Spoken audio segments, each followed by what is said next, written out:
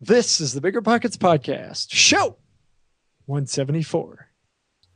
You're listening to BiggerPockets Radio, simplifying real estate for investors large and small.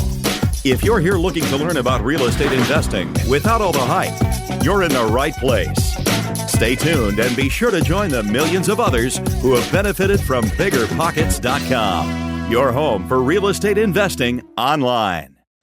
What's going on, everybody? This is Josh Dorkin, host to the BiggerPockets Podcast, here with my co-host, Mr. Brandon Turner. What's up, man? Hey, not much. How you doing? I'm doing good. Yeah. What's new in the Dorkin household? Well, I'm by the time this show airs, I probably will have returned from a little family vacation. That's true. I'm excited to get rid of you. Pretty excited. Yeah. I just found that out that you're going to be completely off the grid for a week, and I don't have to hear you for a whole, I celebrated a little bit. I'm not going to lie. Are you? You're not a nice person. I know. I celebrate because I'm glad for you. I'm happy for you. I get grief from people that I'm the bad guy, that I'm the mean guy in the relationship here. You're the abusive wife, Brandon. I'm the abusive wife. I don't know. Yeah, maybe. Anyway, you're going on vacation. That's exciting. I'm excited for you. I asked to come with, but you said no. I wanted to go ride in your bag, but whatever. Yeah, that's not going to work out. Yeah, so pretty excited, and it'll be my first time doing a cruise, which I'm both excited and petrified of. I don't like crowds, so I'm we'll see how that goes. But you'll love it. You'll love it. Good. I'm so jealous. I love cruises. No, that's cool. That's cool. Yeah, so that's going on. BiggerPockets, things are going well here. Family's obviously good, but we're in the midst of hiring a bunch of folks. By the way, BiggerPockets.com/jobs. If you are looking for a job, we have a bunch of openings. Things are well, man. We're it's just so much fun doing this. We impact so many people, and I don't know. I'm loving it. Actually, a cool little tear thing. Up? You gonna cry? You gonna squirt some? Stop! I cry. I'm just not gonna do it now. It's pretty cool today. If you are, I think we talked about this before, but BiggerPockets is up on the Google Play Store. So if you're an Android user, you can find the podcast now on Google Play. What's pretty awesome is if you go on there, we are right now the #1 featured business show on the Google Play podcast store. Eat that, Tim Ferriss. Okay, I didn't realize we had some kind of beef with Tim Ferriss, but I don't got a beef with him. I just competitive. I want. Okay. It's the first time in my life that Do you I'm more actually popular know than Tim Ferriss? Oh, me and Timmy, we're buddies. He wrote the 4 Hour Work Week. I wrote the book on rental property investing, the 2 best books ever written, and so that book took me a while to read, didn't it? long time ago. A little bit. Anyway. Yeah, so that's cool. That's exciting, and it's so much fun to be a part of this and do this. So anyway, cool. Let's get to today's. Yeah, why don't we get to today's quick tip? Today's quick tip is actually related to books. Quick tip it's like quick favor. If you guys could do me a favor, I'm actually hoping to get more of our books in libraries. And the reason why is because I learned from reading books in libraries. I read 100 books in libraries when I got started. We want to be able to repay that favor. So libraries don't just naturally carry books. You have to ask for them. So we're asking every one of the listeners of the show, all probably 100,000 people will hear this, please just call up your local library and say, hey, do you have the book on rental property investing, or the book on flipping houses by Jay Scott, or the book on managing rental properties, or whatever. And just do us a big favor and hopefully help out thousands of more people who can read our content, even though they can't maybe buy the book. That's great. Yeah. I love it. Great tip. Great tip. Yeah, please do that. That'd be awesome. Yeah. That's how libraries know what to order, is by people asking. So ask. All right. Let's get on with this thing. Well, today, you guys, we have I know I say this a lot. You guys are probably tired of hearing it, but do I ever disappoint? Come on. You never disappoint. Today, at least not in real estate and podcasting. Really? Are you?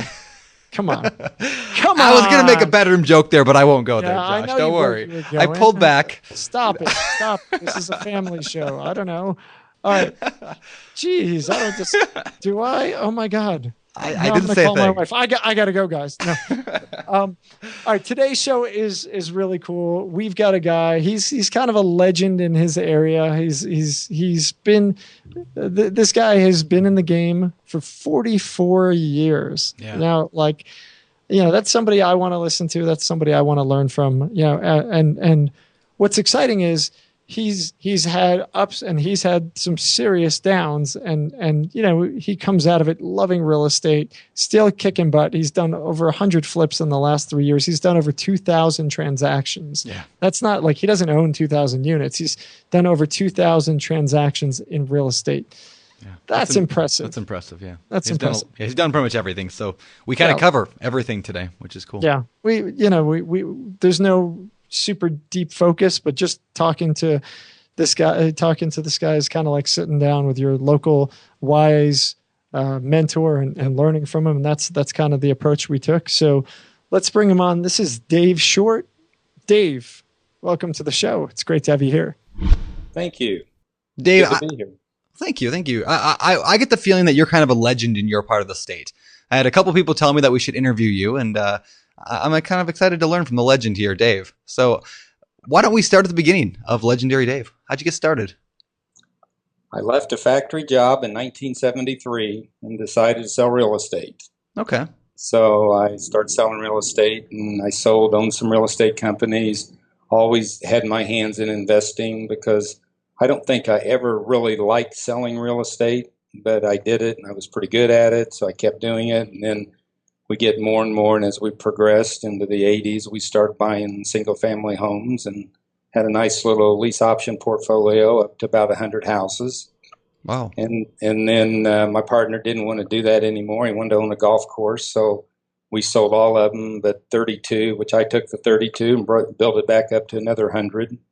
And managed that lease option portfolio for 12, 13 years. Okay. So, but sold real estate during that time.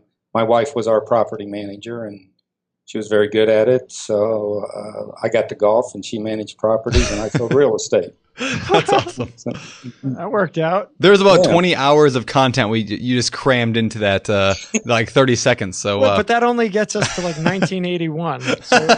So what happened in the last 3 decades?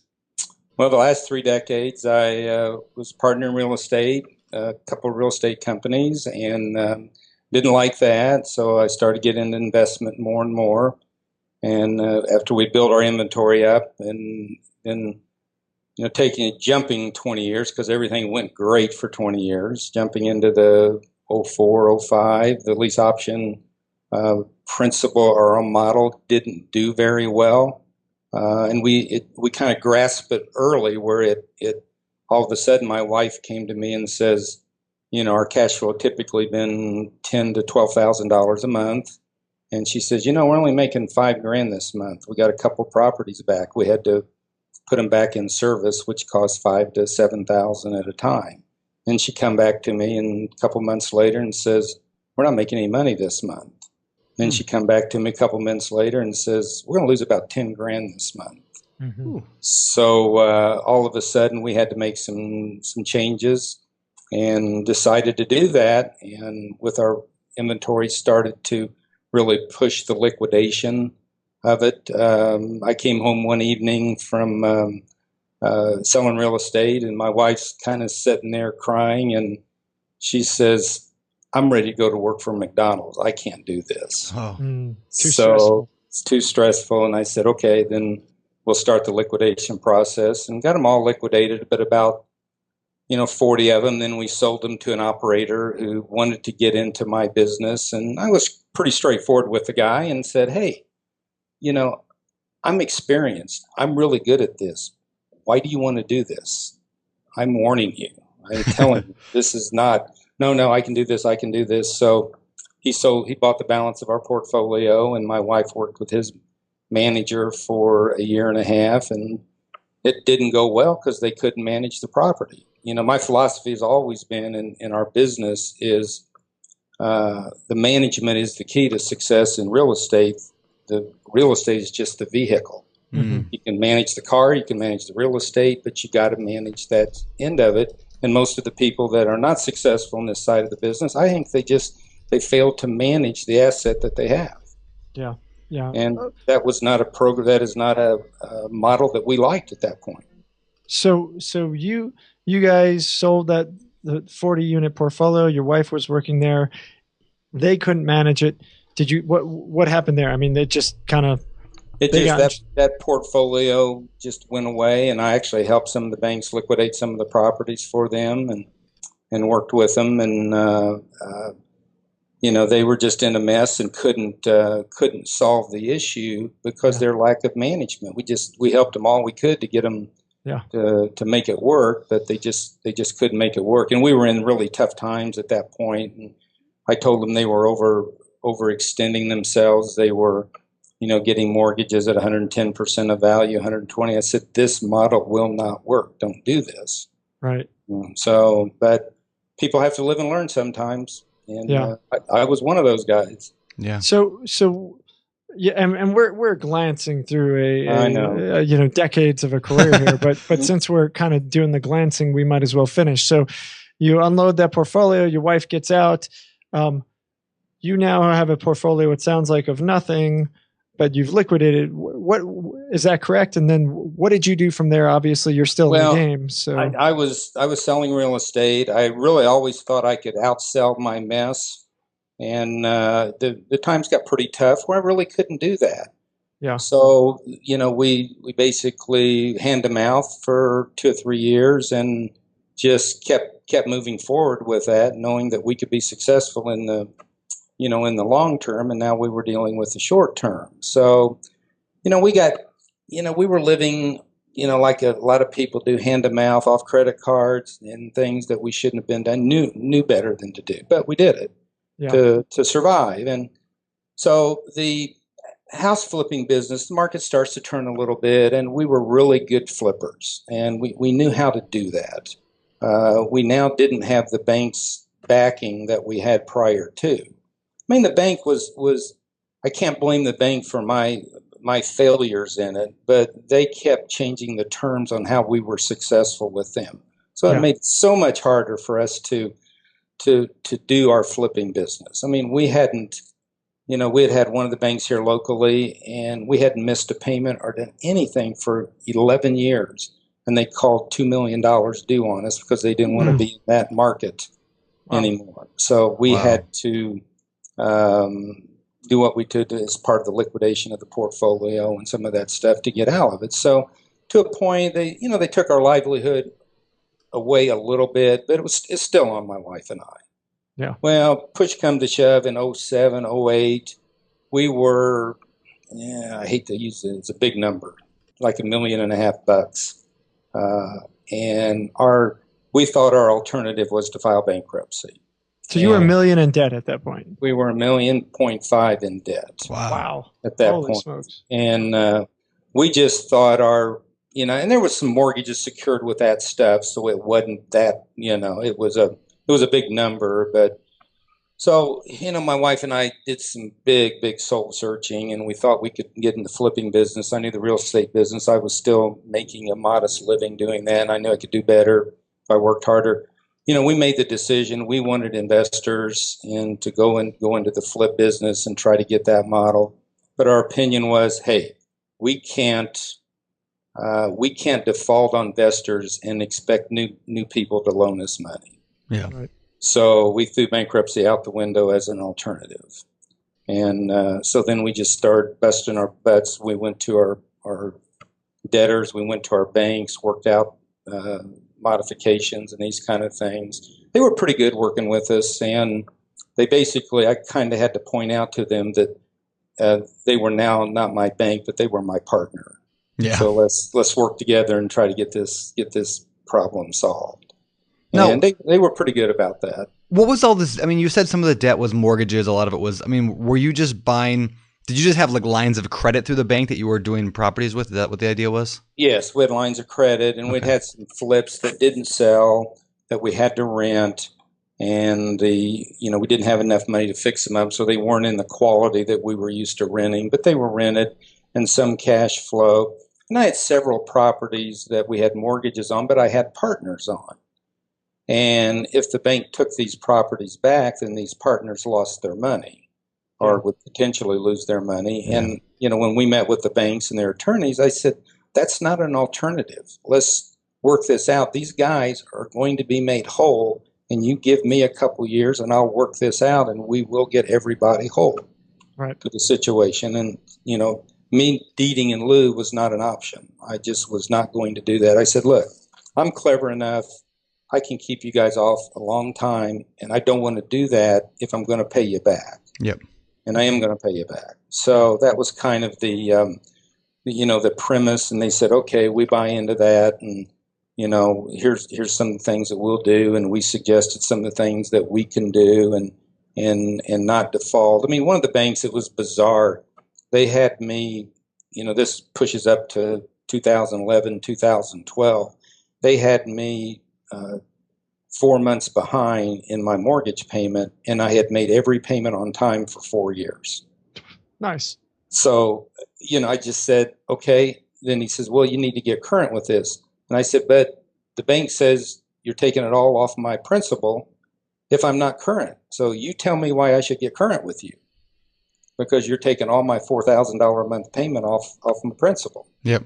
So we ended up finally negotiating through that, and it was just it was painstaking for us. But things started to turn around, and I'd had a good friend of mine who come to me and said, "Dave, you're the only guy I trust to flip houses. I just sold my business. Here's all the money you need to do what you need to do." Oh wow! My godsend came. Wow. So before we get into that, I want to ask you a quick question. And I have one when you're done. Okay. So do you have any words of wisdom for people that are in that same position that you were in back then, that are really like right now, they're maybe underwater on maybe not as bad as you, but they're lost. They're struggling. They're having, the bank's calling their mortgage due, or they're trying to flip a house and it's not selling, or, they're just like scared. Would you have any advice for those people that are listening that are going through that? Absolutely. Because it's some of the things that I did when we were trying to put packages together with the bank or talking to individual investors. I would call friends and mentors and people that I trusted in the real estate industry, and I just bring 3 or 4 of them together and say, look, my mind's so clogged on what to do to here because I'm frightened. I don't like this. I've never not paid my bills. I said, you need to help me get a solution. So I brought in clearer heads. Yeah. To look at my problem and say, okay, well, why don't you try this? Why don't you try this? Is the house up to snuff? Let's do this. So it was just a combination of bringing in different people to open up my eyes, because I think every house, buying and selling today, every house has 2 to 4 solutions. So it's just not one solution for every house, and every one of my. So it's kind of it works. It brings people in. It lets them know your integrity and your credibility to make it right, whether it's them or somebody else that's not getting paid today. Yeah.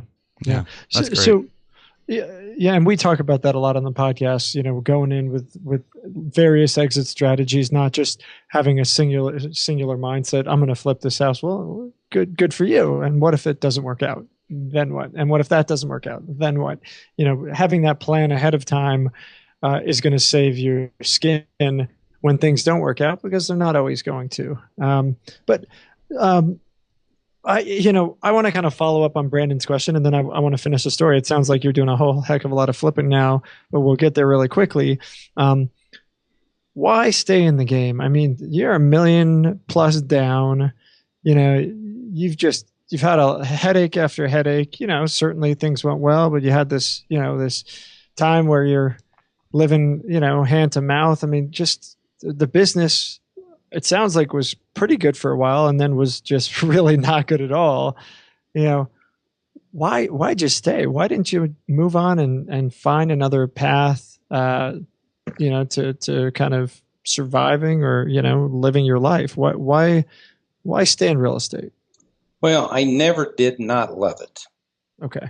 And with the exception of 2 years or 3 years or 4 years, whatever the time is that it was always good to me. And I knew it would be good to me. And I had people hanging out that were what I classify as, for lack of a better, little old ladies, or people's money that I have that entrusted me with it, and that money had to be gotten back to them. Yeah. So there was no, from that standpoint, there was no exit strategy, and I knew, good times would come back again. It's like, the beauty of being in the real estate business 44 years, if you're in a slump for 4 years, that's only 10% of your career. Yeah. So, it's my son who works for me. He's like said, man, is it ever going to, he started in the worst time ever. Is it ever going to get good? Yeah. And I said, it's only been bad 50% of the time you've been in. So let's get you a few more years in. And it's like anything else. He's killing it right now. Yeah. So you take the long approach. Stuck it out. That's right. It's, I don't know what I would have done had I not been in real estate. And really, I'm pretty clever and I was really good at it. Still am. And I can't wait to get up every day and go to work. No, that's great. That's cool. That's great. Well, let's kind of finish the story. You've the flipping is getting interesting. It sounds like you've been really focused on that the past bunch of years. Tell us, bring us up to modern times. Well, my real estate, I use this in a lot of classes I teach on flipping, is why I'm not a real estate broker, is that I would rather have a dead rat in my mouth than put a buyer in my car and show houses. Wow. So that's a colorful picture. Yeah. That's awesome. Brandon, you want to try out the dead rat thing? No, I agree with him. I don't want to show houses either. So no. But so it was just one of the things that I've lost my train of thought here. you're something about rats and you're being hungry. I'm not sure. The flipping come back around for me. Yeah. And my friend come to me. Unfortunately, my friend passed away before we really got to do some business. And another person come through with some of his money, and he wanted to learn the real estate business. So he kind of put me back on the map again. Okay. And unfortunately, that partnership didn't work out, but we were very successful in doing it. Mm-hmm. And so at that point in time, I knew I had the confidence, and I had paid a high percentage of my investors back, and they actually have come back into the fold and my investors again. Okay. So if people don't, if you treat them, talk to them, work it out with them, they'll be back. I mean, they'll come back and do more business with you. There you go. I love that. So how many? You've been flipping for a while now. How many flip deals have you done in the past bunch of years? In the past 4 years, 3.5 years, we're on number 111. Wow. That's amazing. So you are seriously flipping now. We are seriously flipping. I want to talk about how you do that many flips, because that's overwhelming to me. There's a lot of stuff to talk about here. I don't know. How do you dissect a 44-year career with? I mean, it's hundreds and hundreds. How many transactions do you think you've done in your entire career overall? I was trying to figure that. We think it's over 2,000. Wow. Holy smokes! And counting real estate transactions, because I average selling in the heydays. I was selling $22-23 million of real estate a year in Indianapolis. So we were pretty big. And that's a lot for a market where the average house costs like $6, right? Pretty much. We've got it way up now to when I was doing it, it was, in the 115, 120 was my average sale price. Okay. Is that throughout the past X number of years, or where is it? Yeah, pretty much. I've never been in the high end. We have some big sales, but because of flipping and the houses that we deal with, we tend to be around 120. Okay. So I might start picking on Indianapolis, by the way. Detroit has faced my wrath for a while. I think it might be time to. You can't pick on us. We're pretty solid. So let's get an idea real quick of what your market looks like. What is a typical house that you flip? What's it typically cost you buy? What do you typically end up putting into it, and what do you typically sell it for? If you had to pick averages. Probably the last couple flips that we closed. One of them we closed yesterday. We bought it for $75. Okay. We put about 27 in it. Okay. And we sold it for $125 first day on the market, 2 offers. Okay. So they're like just these base hit deals they're just basic, bread and butter type flips. We're closing one Monday, same thing that we bought it for $130. We put about 60 in that house and sold it for $230. Okay. So what's your average, rehab time on these flips? The cookie cutters, we try to be in and out in 120 days. We'll buy it, rehab it, put it on the market, sell it, and close it between 90 and 120 days. Nice. Nice. So we're pretty quick. And what does your team look like? I mean, for those people listening, you got him on camera. I was going to say, Dave is not the guy who's my wife is the CGO, which she calls herself, was the chief gopher operator. Oh, nice. Chief gopher operator. I like that. And I have, we have bits and pieces of 3 or 4 contractors. We have one guy that effectively works for us full time. But it's my wife and I basically, and we manage the transaction. Okay. My wife's unbelievable. She's just can get so much done in a day for being, I've got her really teched up. I've got her into the early 2000s, maybe on her tech. She's using Facebook. She's using MySpace to kind of find buyers. No. And, she's using a yellow pad to fill out the sheets for investors to get them over. There's no spreadsheets, and so you're a little old school in how you do your business. We're unbelievably old school. No, but it's working. It works for us. It keeps us. We're both fairly organized. We get along great, so we don't have the arguments. She'll say, she called me yesterday and was laughing. She said, "I'm so excited." And I said, "What's that? What are you so excited for?" And she says, "Well, we've just done our 23rd flip this year, and you said we were only going to do 24, so we've only got one more to go." Nice. So I'm sure she'll hold you to that. I'm sure she'll try to hold me to that. And there's no better way to keep a good relationship with your wife when to have her live somewhere else and have her call you when she needs to talk to you. I mean, that's the best way to have a relationship. Yeah, she's pretty solid, so I don't think she. Now I may have to buy a house I've got 2 houses bought now that she don't know about. She's about to find out. Well, I have to wait a week or so till we get a couple of these. We've got like 4 flips closing in the next 7 days, and that's very stressful for her to get the inspections and all that stuff done. So I can't put anything new on her plate. I'll just wait till she gets those done, and then I say, need to turn the power on these houses or anything. So you guys have a great relationship. We do. We really do. That's so cool. So can I jump in real quick? Okay, so some people that are listening to this have spouses, they're married or they have significant others that they're living with, and their significant other doesn't share the same dream. They don't have because my wife loves the real estate thing. Your wife loves it, but what do you do if your spouse doesn't love it? Like, how can you convince them, or at least encourage them to support you the way that your wife supports you? Do you have any tips there? Well, I would.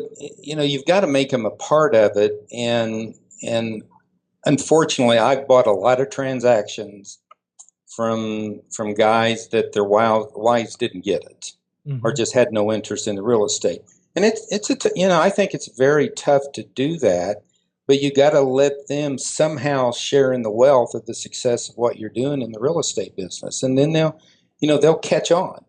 If they've got a $1,000 gift certificate to their favorite shopping place after you close a flip, then they're going to think, "When's the next one closing?" That's a great idea. Yeah, that's kind of cool. Yeah, so you got to get them where they're vested in getting this.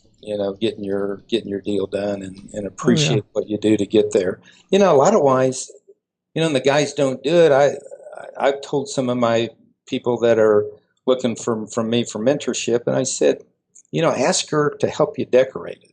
Is your house beautifully decorated? And she said, "That's great." I said, ask her to do that. She'll quickly get involved in your process with you. Yeah, we've got there's a listener out there. Her name is Heather Turner. It's the wife of Brandon. That was my wife. I think she was telling me the other day. Oh, you were talking to my wife. I was, and she was telling me about how she really wants Brandon to be hooking her up with that $1,000 Bloomingdale's. I'm sure she does. I will have you know, just 2 weeks ago, she went to Hobby Lobby to buy something, and so I handmade her a $500 gift certificate on the computer on Photoshop for Hobby Lobby, and I texted her a picture of it, and I said, thanks for all your hard work on everything. Go buy a bunch of stuff. So she was very happy. That's cool. Look at me. I'm a good husband. Yeah, you are. You are. All right. You better be, because I know you guys are spending a lot of hours in. That is true. Yeah, that is true. So I want to jump into how you find these deals. That's what I was going to No, I was going to go there first. Sorry. You know what? Hey, Dave, how are you finding these deals? Dang it. We buy probably 70% of our deals at our local sheriff's sale at the courthouse. Really? Yeah. It's pretty amazing when people, I try to I've got my own network out there. I have 3 or 4 really good wholesalers that I buy something from, and one of them who is, did Ben Grice, who did a BiggerPockets with you guys. Yeah, he's been on the show. I bought Ben's first deal. Oh, that's cool. And I bought probably 6 or 7 from him. But him and a couple other guys that wholesale for me, I've kind of trained them that if they want me to go on their initial appointment with their wholesaler to look at the property, give them my opinion without obligation, and I will give them a buy number. So if they want to go back and negotiate with the person, say, look, typically I'm 60 days on this option, but if we can get the deal together today, we'll close in a week. Okay. And they can use my bid as their buy number. And I have no issue with what a wholesaler makes as long as I can make my numbers within the parameter. So we buy a lot from wholesalers. The Century 21 firm that I work through is they know I'm a flipper. They know I don't argue with their fees, and I probably get 3 or 4 transactions a year from other agents who don't want to deal with a crummy house. Yep. I went out on one today with one of our agents here, and I think I'll get it. It's an unbelievable deal. I'm very excited about it. I'm buying it for $140, and it's a $240 house with 40 or 50 grand. And she said that it's in an estate, and the people don't want to mess with it. They don't want to, they don't want to list it. The neighbors don't want a bad sale price coming through. And I said, hey, I'm your guy. That's amazing. That's the value of those relationships and being a part of, a network. And I love that you had talked about that at the sheriff's sale, and your network. I know Brendan and I have been feverishly writing questions as you've been talking here.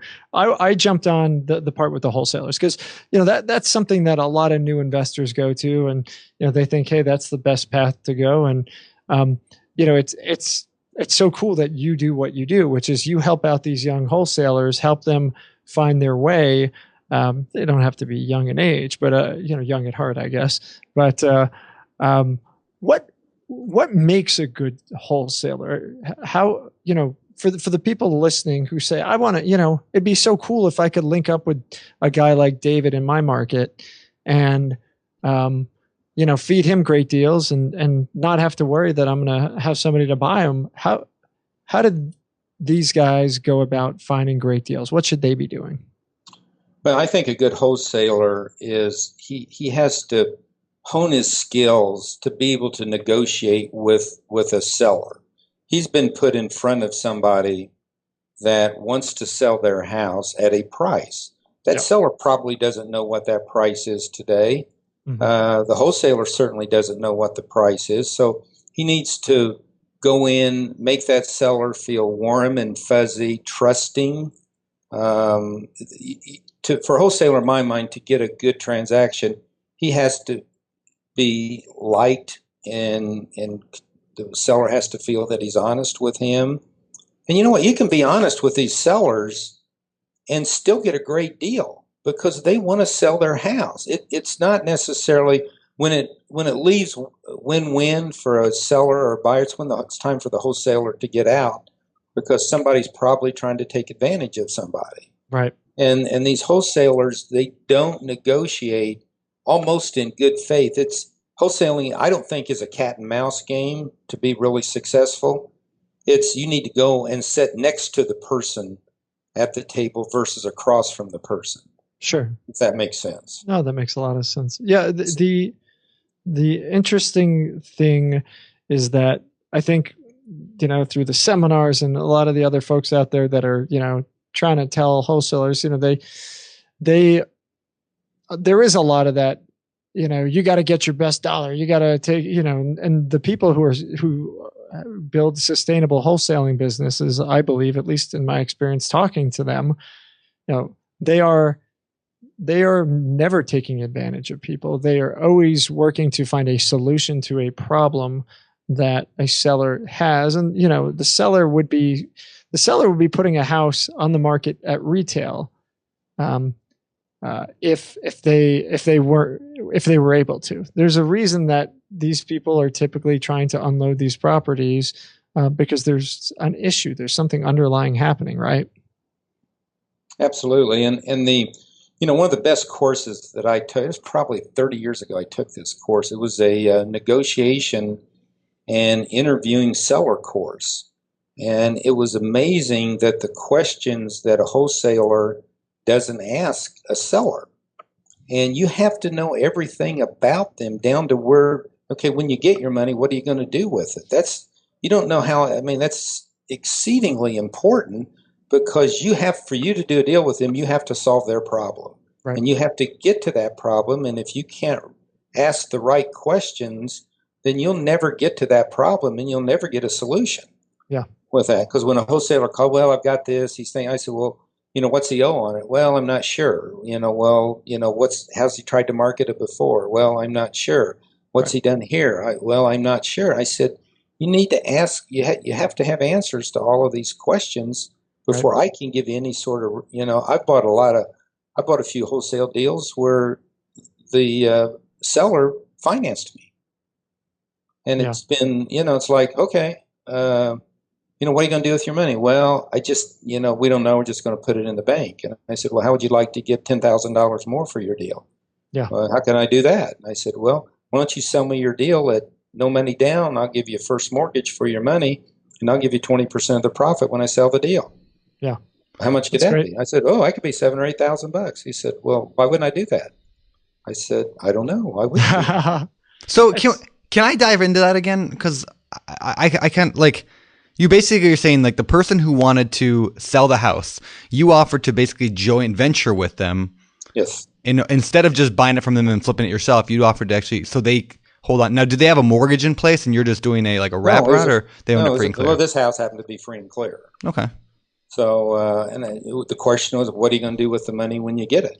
It was Mom's house, and I said, well, wouldn't you like to see Mom's, and I met with them at their house, and the house that I met with, they obviously did not need the money. So it was like, okay, what are we going to do with this money? And I can use it better than you can use it. And I can get you some more return for your money. That guy is now one of my bigger investors.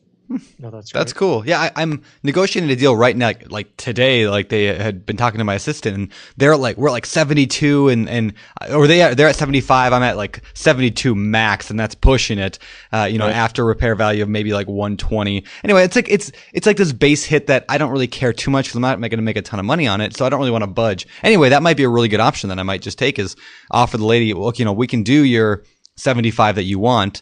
Or what, maybe I can work that angle in there, or why don't we do 72 and I'll give you part of the profits at the end, because I'm factoring in the cost of hard money to have to do it.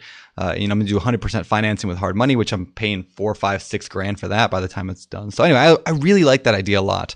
I think that definitely opens up some more options. So that's cool. Yeah. The idea of the creativity, I think it goes back to what you said in the beginning is having multiple options on the exit, but this is an idea of multiple options on the entrance too. Can I get in at a price? Can I find a win-win that works for them that still gets me what I need and I still get the numbers that I'm trying to need, but also finding a way to be creative to get them to where they want to go, which would work for Brandon in this case if they, of course, accepted something like that. I think it's awesome. And I think those are the victories that you'll always remember, and those are the victories that I think you build your career upon. Yeah, and the wholesaler knows I'm going to give him all kinds of options and help him give the negatives that he needs to sell to his seller to get this transaction. It's hard for me to deal with wholesalers. First thing I'll ask him, I said, do you have this property under control, or are you the only one in here doing this transaction? Because I don't want to negotiate with the wrong guy. And that happens a lot, right? Wholesalers tend to all feed off each other's deals, and 20 guys are working the same deal. Indianapolis actually is pretty good. I don't have a lot of that, at least in the 4 or 5 wholesalers that I try to do business with. So we really don't have a lot of that. One of the things I want to touch in she asked about deals and stuff, is that I'm very active in our local Prehab. And I teach a class for them once a month, attend their thing. But, I get a lot of transactions from my group. Yeah. Without asking for them. Yep. Because if they have, so many newbies, if you have a deal, you can place it, make some money.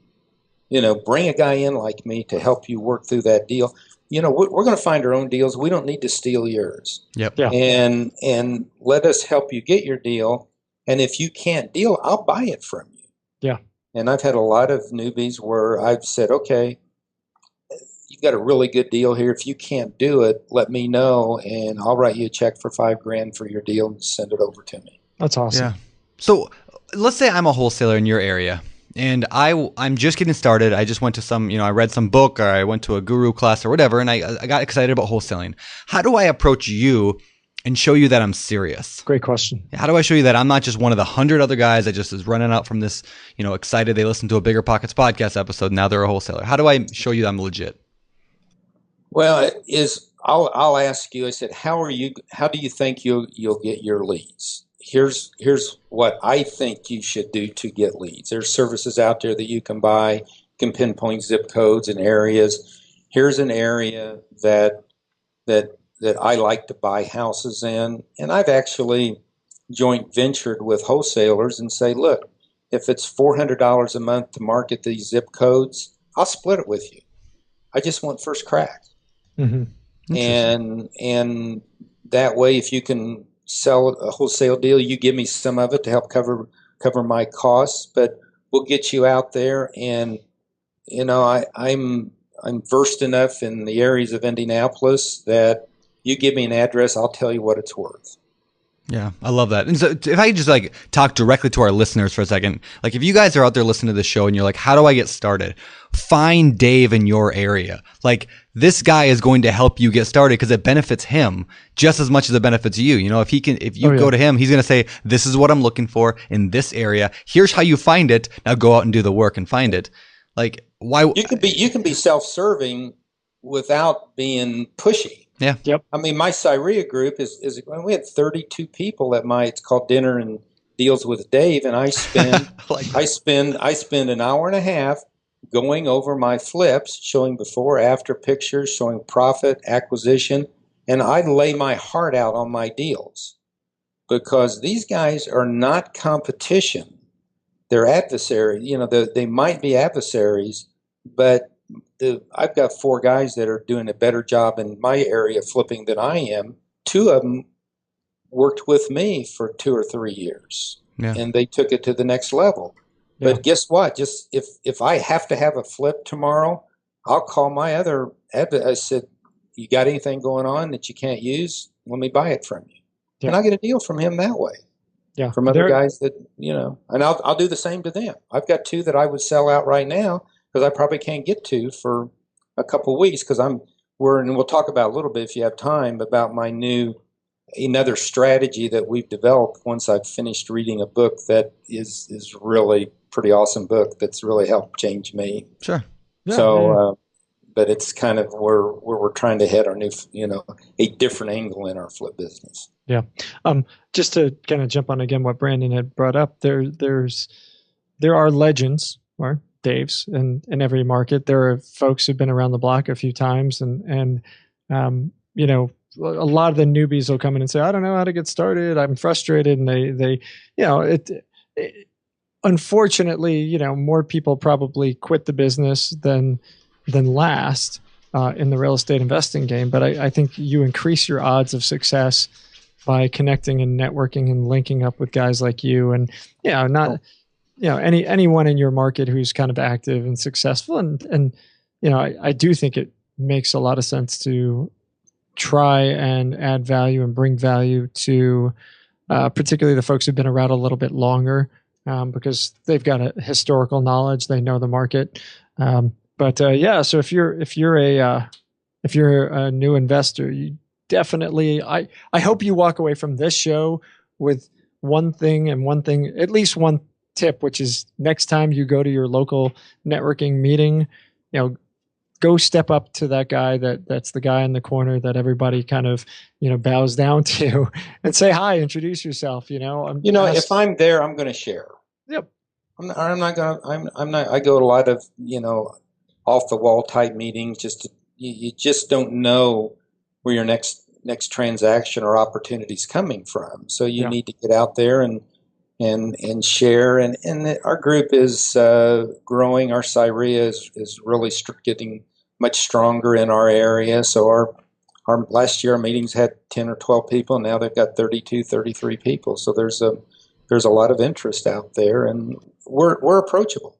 Yeah, I love that. And there are groups in every area. Yep. Right. And if there aren't, you guys can use our site, jump on BiggerPockets, create a thread, local networking, who wants to get together in, Dubuque or wherever the heck you are, and Podunk, Washington. Somebody actually just did that, and they said, hey, who wants to get together in Olympia, Washington, 30 minutes from me? And I'm like, sure. And there's like 15 people signed up already.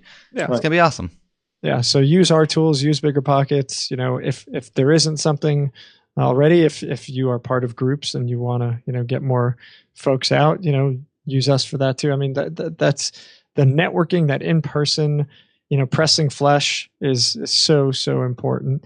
Well, your site's great. Your tools with the flipping and the wholesaling, pricing out. I play with them a lot, and put, typically after I have a successful flip, I put the numbers in and put it in our file so we have it, and it's nice. Hey, that's pretty cool. That's cool. Yeah. Well, thanks. And people can check that out. People can check that out at biggerpockets.com/analysis. Just FYI. Maybe we'll get your wife off the yellow pad. No, I have to take the yellow pad and put the system in it. I said, look, this is where we want to get to.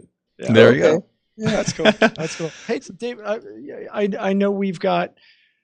Man, we can probably talk to you for hours and hours and hours, and I think we're probably getting to wrapping up a little bit here. But I just wanted to ask you. You've done a lot. I mean, you've done 2,000 transactions. You've been around 44 years. You've got to have a good story or two. I mean, there's, what's your favorite deal or favorite story or most interesting thing that you like to share with people? Oh, man. We've been into some pretty rough houses. And one of the houses that I had when I used to sell, kind of how I got interested. I used to sell all of Fannie Mae's REOs in Indiana. I was one of the, so we were going in houses and all kind of stuff. And, we'd do whatever it took to get in a house. It was vacant. So I'm crawling in a house, and I flip down, and there's a dead animal right there.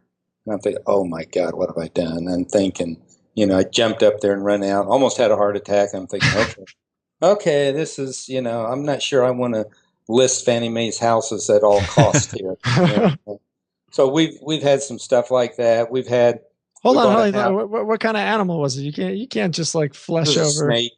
Oh, okay. It was a snake. So, and I'm not. Those are the worst. I'm not a fan on snakes. No, me my brother-in-law had one where he flipped a very similar story, and it was a big snake. So it's a wonder he didn't have a heart attack on doing that. But we've had some flips that we've went into and just have been so gross that it's just amazing how a house had just said. And the one that was the one I bought from Ben, it was just so bad, and it's the one I didn't tell my wife about. It was kind of a great story. My wife and I talked about it. I said, it's pretty rough. I think I'm going to pass on it. Man, it sounds like a good idea. So 30 days later, Ben called me and said, hey, we can close. So I'm thinking, okay. So I said, okay, I'll close Friday. This is Wednesday. So we closed, and then the next Monday I told my wife, you need to turn the power on this house. I said, didn't we decide not to buy that house? And I said, I think we did, but I called you and you didn't answer, so I just assumed it was okay. So we end up. That's the same approach I take with my wife. Yep. Well, and but anyway, I got in the house. I'm thinking, oh my gosh, she's right. This house was so eaten up with termites. I knew I had termites, but not to the extent that I had. I literally had to rebuild 25% of the house. Wow. Oh, wow. So it wouldn't fall down. But I did one of my strategies in flipping is prehab. So I go in and do all the hard stuff and make it ready for a rehabber. Oh, okay. So I went in and I framed it, took the termite damage. I think I paid Ben $38,000 for the house, and I put $25,000 in prehab, cleaned up the yard, replaced some windows, and then I put it on the market and had multiple offers at $90,000 in 2 days. So prehabbing, I like it. Yeah. I want to dig in on this. I was about to move on, but this is really interesting. You sold that for $90K to a rehabber, right? You did the dirty work rehab, and they come in and they do the easy stuff. Cosmetic. What did that person end up buying it for, and what they end up selling it for? I don't know if you know. That person bought it from me for 90. He put about 60 in it, and he sold it for right at 200. So you've created a new middleman category that didn't exist before. Right. Before it was the wholesaler. Now we're going to start a whole new trend here on BiggerPockets of prehab. I do pre. I'm getting ready to do another one. We did one on. Actually, bought that deal from Ben too. On in one of the stronger areas, and I really hadn't done any massive rehabs and didn't want to because of time, just control the deal. Yeah. So I bought this house. I had 2 dumpsters in the inside of it, cleaned it out. Well, I went in and I put all new windows in it. I took all the bathrooms, all the kitchens out, brought my drywaller in and made it whitewash inside. And I put new hardy plank siding on the house, and I just painted the front of it a color that I liked, but not that a wholesaler or whoever flips it to pick their own color. Fuchsia, so right? I had pretty much. It was a pretty bright green. I was really bold with it, and it looked gorgeous, by the way. And so then I just put it on the market. I paid 38. I put 22 in that one. I put it on the market at 95 and sold it for 92. Wow. On it, and the guy I sold it to put 60 in and sold it for 240. I love this. So where does this work though? Like, I mean, is this? It's. I've never heard of it, Brandon. I mean, we've been doing this for a long time. We've never interviewed anybody. Yeah. Had you heard of anyone doing this kind of middleman prehab thing? No. So I'm curious, like, what's the limit? What is the extent of work that you do when you're doing this prehabbing? Wouldn't it not just be easier to finish the job and sell the finished product? Why exactly? Well, I'm all about, one of my big things is I'm all about return for my investors. Yeah. I either use private money, which is better than hard money, but costly money. Yep. And I also use JV money, which they're partners with me. Well, not, my average JV deal, my returns from my investors are in the low to high 20s is kind of what they're doing on an annualized basis. So churn and burn makes that happen fairly easy, where I can get returns in the 40, 50, 60% if we get a deal done in 30 days. Yep. Well, what I'm trying to do is we're putting these guys in place, by the way, but what I don't have is the skill set of my contractors to go in there and do the job that needs to be done on what's in the marketplace. The finishing job is what you're talking about. The finishing job. I mean, putting new plumbing in, moving walls, putting high-end kitchens in. I put kitchens in, but not necessarily high-ends. Right. Plumbing and, just even like our rehab deals, we put granite everywhere. We put stainless everywhere. We really make them nice. So we didn't have the skill set. So the prehab is a way to go. We're venturing into a couple of the hot areas in our area now is Bates Hendricks and Fountain Square. So we're kind of going in there. I'm not sold on the areas yet, but the comps are so damn good, I've got to take a look at it. Yeah. And we bought one at Sheriff's Sale. That's a great house. We think we stole it. We paid like $26 for it. We think it's maybe high end at $160 based on some of the comps that we're seeing. But I think I can do the prehab on that, make the outside so cutesy that yuppie that wants to buy that house will come in and think, oh, I can get this done for $50,000. Well, they probably can. I don't want to do it. I don't want to make their choices. So I'm going to put Hardy on the outside of the house, put new windows in. that house will be so damn cute, and it'll be at 99.9 when they're looking at everything at 170. Oh yeah. They're gonna take my house, and I'm gonna have 50 in it, and they're gonna take it from me for 99 and think they absolutely stole it. Yep. So you win, because then they win too, because now they get a house that they want. Yep. And I always, I understand what an investor wants to do, and I know what an investor needs to make, and I'm going to leave him enough room to do it if he does his job properly. Yeah. Right. So I'm okay with that, because I can. Yeah. I'm very fortunate. I can. I'm a good deal finder. I can find them. Dave, it sounds like at the end of the day, one of the keys to success here is not being too greedy. I would agree. I'm not going to inch out every end of my, of the profit. It's like, we're doing a big rehab right now. We just don't need to let the guys, whoever works with me as part of my team, they're going to make money. Mm-hmm. They're going to make money. I'm going to pay them properly, because then they'll be loyal. If I have a problem from a house in the middle of the night at 2:00, there's 4 contractors I can call. They'll get up and go do it. Yeah. Yeah.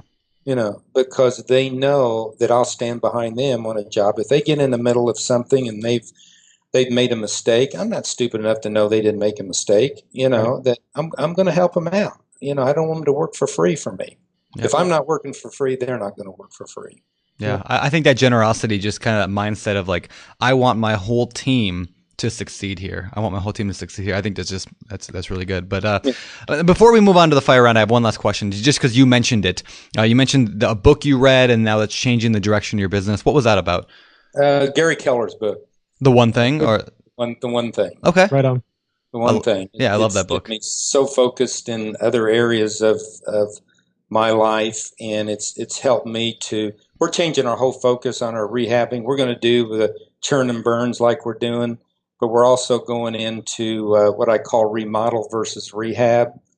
We think the profit there is 3 to 5 times greater going to a remodel versus a rehab. What's the difference? What do you mean?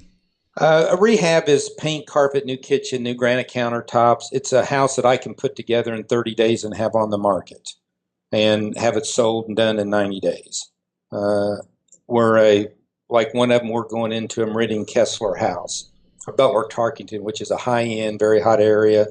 We paid $200 for that house, and we're putting $110 in it, but we're altering floor plans, making drastic plumbing changes, just making it a new house. Right. But we think the value of that house is going to be $550 when we're done. Wow! So it's going to take us the same time as 4 or 5 flips, but the X factor is it might be the profit of 10 flips. Wow! Yeah.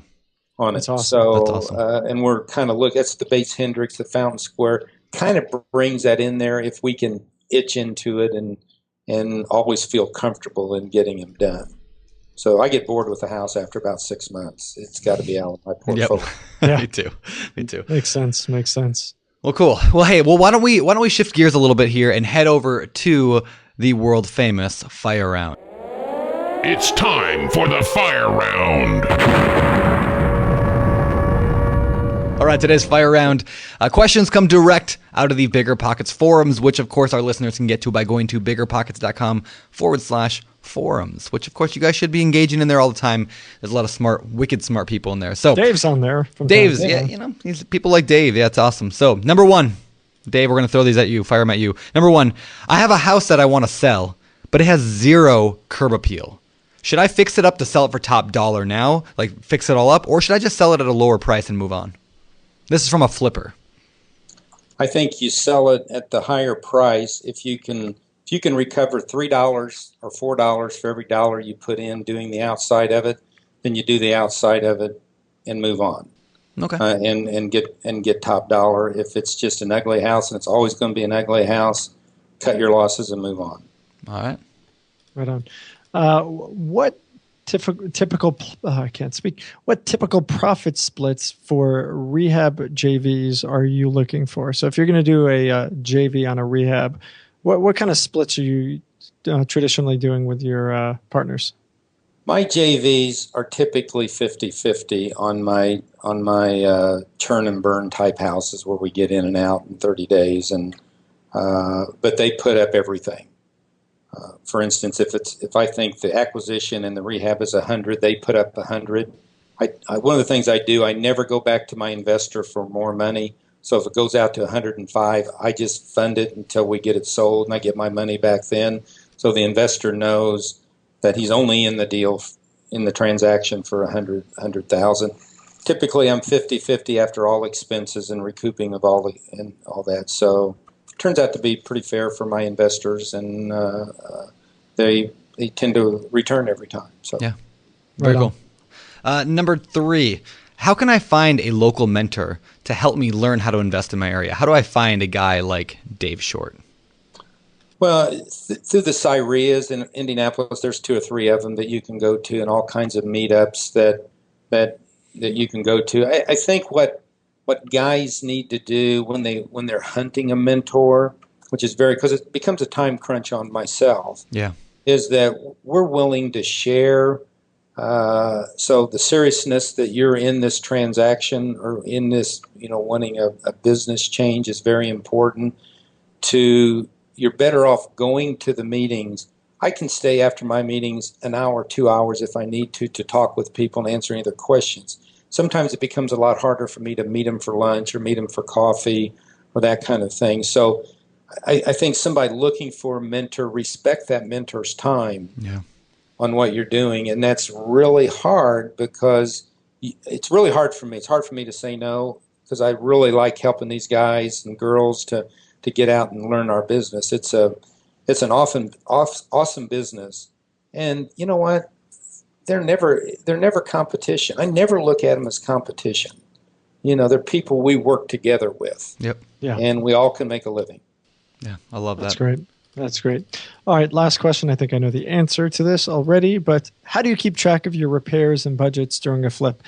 The question is, do you use a spreadsheet? I believe the answer to that is no. So I'm wondering, how are you tracking the numbers? We're going to one of these days. One of these days. You're using Yellow Pad for that too? We basically, I take a picture on my iPad. When I pay a bill, send it to her. She writes all the checks. Okay. 90% of the checks. She'll meet the contractors and pay them and keep the records. We do most of our buying at Lowe's under Pro Services and some of the others. And we actually charge everything on American Express to keep a record of everything that goes through Lowe's. Yep. There's a twofold there. Gosh, I got 400,000 reward points, so I can. I'm going to take a nice vacation next year. So, but it helps us keep track of that. But we actually do a pretty good job. And I call my wife a day before the house is going to close. She'll have everything we got in that house on my desk in a couple hours. So works for us. I love it. And it just shows that, so many people get caught up in like, oh, what tools do I have to use? And what, and I get that. And I said, start with the basics. You'll find the deal. Part of my CIREA group here is like, I want you guys here. I love you being here. But here's the deal. Here's the rule. I want you to do a deal in a year. Don't be here if you're not going to do a deal. We're here to do deals. Yep. Yeah. So. There's I read in a business book recently. I wish I remember what book it was, but they talked about Stephen King's pen, and he said they call this concept or Stephen King's pencil. And what the quote comes from, or this line of Stephen King pencil, is every time Stephen King speaks at like a conference or whatever, inevitably somebody in the audience will ask all these questions. Well, what pencil do you use? Like that makes a difference in his writing, right? So like people think like, oh, if I use this spreadsheet or this thing or like this is going to make me successful. This one tool that this experienced person used, and like the bottom line is you just get out there and do it. Like you go out and do that deal. So anyway, love that. All right, cool. All right, let's move on to the world famous four. All right, these questions are asked every week of every guest. So, Dave, we're going to throw them at you. Number 1, what is your favorite real estate book? I'm going to call Gary Keller's real estate book The One Thing. He's obviously been involved with Keller Williams. Yeah. And I've read all of The Millionaire, and I've read all of his books. So that's my favorite book. Cool. I love that book. Yeah. And there's an obscure, not obscure, he's around. It's Frank McKinney Jr. He's wrote a couple books called Burst This, and he's a flipper in California or in Florida. And he's got 3 or 4 books out the tap. And he started flipping $70,000 houses with nothing in Florida. And his last house, he became a builder of spec houses. And his last spec house was $50 million. Whoa. Oh, wow. Pretty cool story. Cool story. That's wild. Cool. That's wild. So the next question is usually favorite business book. Got any business books outside of the one thing?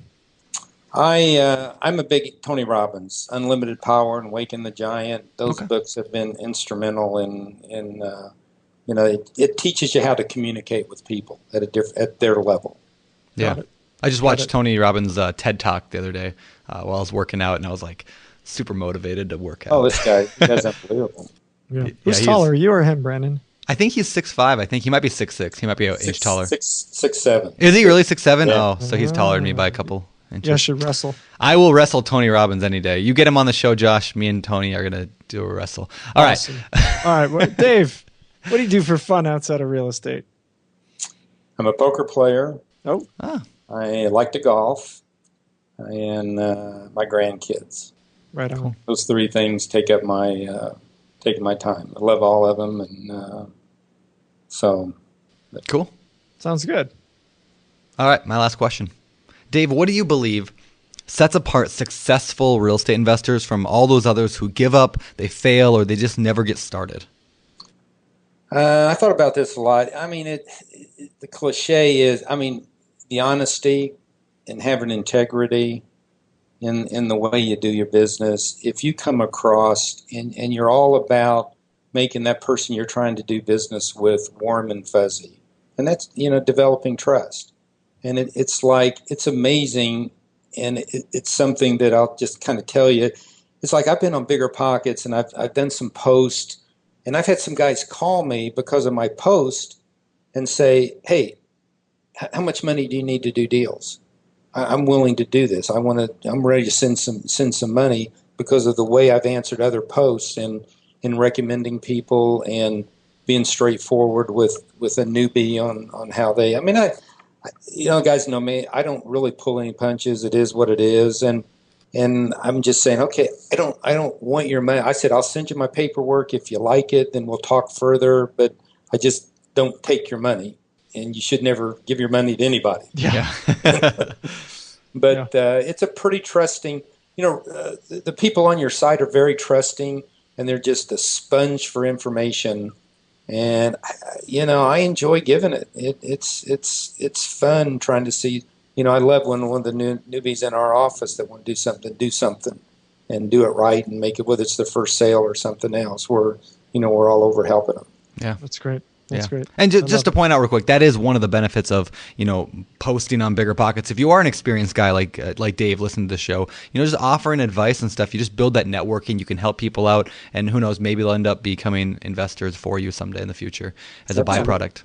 So. Yeah. And to add, to the newbies, a lot of people join our platform and they'll create an account and they'll never do anything. You might as well be a fly on the wall at a local networking meeting. You're not there. You're not present. You're not communicating. You're not talking. Nobody sees you. So in order to be seen, in order to build a network, in order to start fostering relationships with folks, you got to step up and actually do something. And so I can't encourage that enough. Go ahead, create an account, sign up, find local guys in your area on the site. It's free. Just start networking, talking to them, ask them what they got going on. Newbies don't understand, and they need to understand this, that they bring benefit. Yep. Yeah. They bring benefit. We didn't, I might know what it is in 2 weeks. I might know, it's something by that I know. It's like they bring benefit. So it's not, they're not a pest.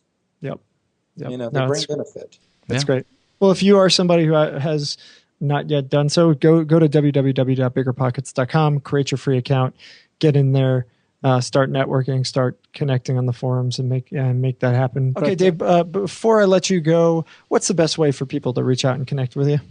Probably interact through me through the BiggerPockets forums. Right on. I'm very good about being on it and answering any colleague requests or emails that I might get through that. Great. Perfect. And of course, on the show notes page at the bottom of BiggerPockets.com/show 174. People can ask kind of questions there about today's show, and they can comment, and hopefully Dave, you'll jump in there as well. So. And we'll have links to David's profile in there. Yep. So Cool. Good. Perfect. All right, Dave. Well, thanks so much for coming on board. We really do appreciate it. I'm sure we could sit here for hours and hours with as much as you've done, and we just really appreciate you giving us a little bit of your time to chat with everybody. Okay. I enjoyed it. All right, Dave. All right, Dave. Thanks. See you around. Thanks. Thank you. Bye. Bye. All right, guys. That was Dave Shorts. That was as opposed to Dave Tall. Look at Josh, funny guy. Wow, you're good. No, that was a great show. Like you said at the beginning of the show, it's like sitting down with just your local mentor, like this local wise investor who's been doing this forever, and just picking their brain. And I love those conversations. I just love them because you learn and you grow as a person because of them. It was awesome. It felt that way when we were talking to him, and I love that he was so encouraging of the listeners to go and do that themselves as well, to him and obviously to other folks in the local area of our listeners. So and just to reiterate the point we made earlier, like again, there are guys like Dave in every single area. A lot of them are on BiggerPockets. You can interact there. A lot of them at local real estate clubs. A lot of them are just out there doing business in your area. So go and find them and be respectful of their time, but go out and introduce yourself. See if you can add value to them. Learn from them. Help them out. And I just think that's such valuable advice. Yeah. If there's one takeaway from this show to you, the listener, and that's it. If you're not doing that, if you haven't ever started, never done a deal, or even if you're just having done your first deal or so, do that. That is an actionable step that you can take right now, today. Find that person. Find if there's not a meeting for 3-4 weeks, we'll jump on BiggerPockets. Seek out local active real estate investors in your area. Go to biggerpockets.com/meet, and you can find those people. Find them. Go out there today and say hi to somebody. Introduce yourself. Well, tell them who you are and ask them a question about what they're doing. I mean, that's a relationship. That's how things happen. That's how you start to make moves. That's how you learn the business. And there's no excuse for failure if you're doing that. And so make sure you go out and do that. Yeah. Solid advice, Josh Dorgan. I love it. Well, once in a while I get it right. Yeah, once in a while. All right. Cool. Everything else good, man? Oh, what's good? What's good? Silicon Valley. That's what's good. Oh, I haven't started watching the new season yet. Oh, man. It's so good. I did watch the first episode of Game of Thrones yesterday. Of course you did. Of course you did. Yeah, I haven't gotten into it yet. One of these days I'm going to just sit down and do it, but it'll suck the next 6 months of your life away, but yeah, that's what I'm afraid of. Cool. You have a lot of tears will be shed. Yeah, I hear they kill pretty much everybody off. Not really. Oh, okay. They just kill off. I won't go there. All right. Fine. Cool, man. Well, good times, good stuff. Again, big thanks to Dave. Thank you for listening. Please jump on iTunes, on Stitcher, on Google Play, wherever it is that you absorb and listen to the show, and leave us a rating and review. Those things do definitely help us. You can call your local library. Do that. Yeah. And check out the show notes at biggerpockets.com/show 174. With that, I'm Josh Dorkin, signing off. You're listening to BiggerPockets Radio, simplifying real estate for investors large and small. If you're here looking to learn about real estate investing without all the hype, you're in the right place. Be sure to join the millions of others who have benefited from BiggerPockets.com, your home for real estate investing online.